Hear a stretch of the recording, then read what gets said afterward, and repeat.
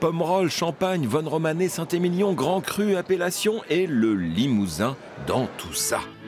Figurez-vous qu'il a été pendant des siècles une terre viticole.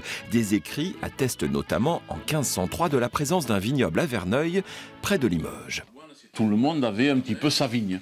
Alors, c'était pas pour sa consommation personnelle, certainement, puisque les gens ils payaient des impôts là-dessus. Donc, ça devait être, je sais pas moi, ils devaient vendre ça, certainement à Limoges.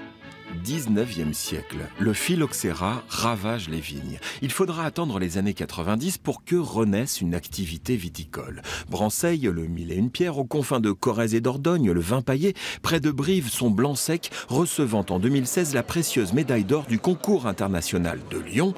Il est comment, ce vin? Très très bon. Complexe, il faut promouvoir les vins de la région. Les producteurs de 26 communes corréziennes ont reçu le label appellation d'origine contrôlée, des vins qui, avec le réchauffement climatique, auraient de l'avenir. La Corrèze va devenir le lieu où il faut désormais aller planter des vins. Je pense que nos collines de schiste, qui sont là en photo derrière moi, qui sont à 250-300 mètres d'altitude, c'est le climat idéal. Pourquoi?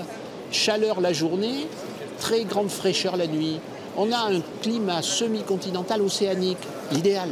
Bon an mal an, le vignoble corrézien produit 250 000 litres de vin, de plus en plus prisé, mais bien malin, qui sera pour demain un grand cru ou pas?